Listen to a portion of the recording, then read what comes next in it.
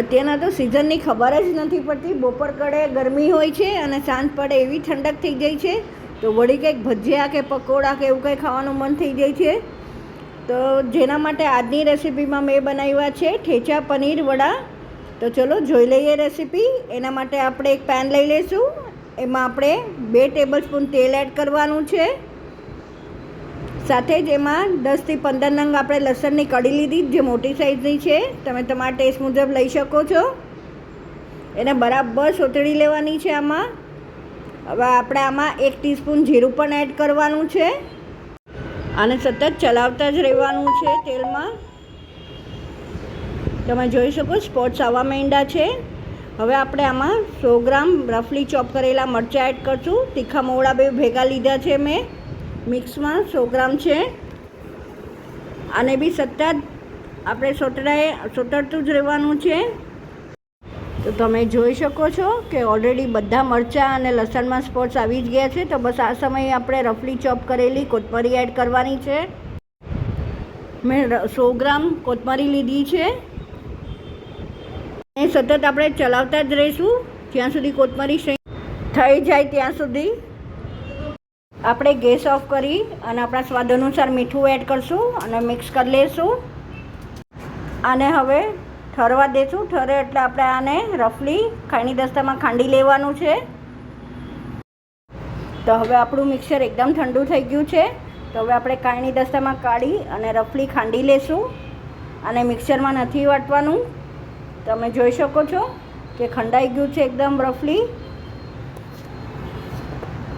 તો હવે આપણે ડીશમાં કાઢી લઈશું. તમારે સિંગ એડ કરવી હોય તો તમે કરી શકો છો. અમે નથી કરી, આ રેસીપીમાં નથી ભાવતી એટલે. તો બસ હવે ઘરનું બનાવેલું જ પનીર છે, જેને આપણે આ ઠેચામાં કોટ કરી લઈશું બધી બાજુથી સરસ રીતે. અંદાજે 250 ગ્રામ જેટલું પનીર છે.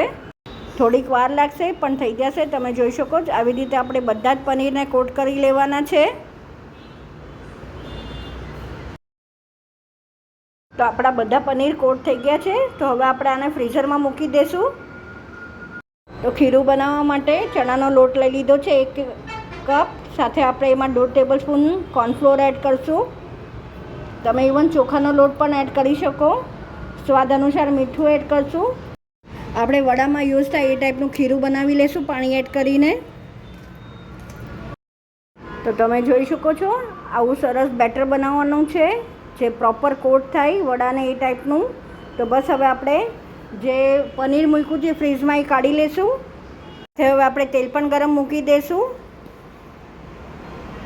તો આપણું તેલ થઈ ગયું છે ગરમ. તો આપણે હવે પનીરને કોટ કરી દઈશું બેસનમાં, ખીરામાં. તો સરસ રીતે કોટ કરી એડ કરી દેવાનું તેલમાં. બસ આવી રીતે આપણે બધા ગોલ્ડન કલરના તળી લેવાના છે.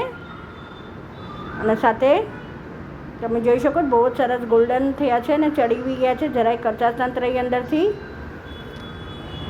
તો આવી રીતે બધા તળી અને સાથે આપણે હવે સર્વ બી કરી દઈશું. તો સર્વ થઈને રેડી છે મારા ઠેચા પનીર વડા. આઈ વિશ તમને મારી આ રેસીપી ગમી હશે. જો ગમી હોય તો લાઈક, શેર અને સબસ્ક્રાઈબ કરવાનું ન ભૂલતા. બસ આવીને આવી નવી રેસીપી સાથે આપણે ફરીથી મળતા રહીશું. Till then by, take care.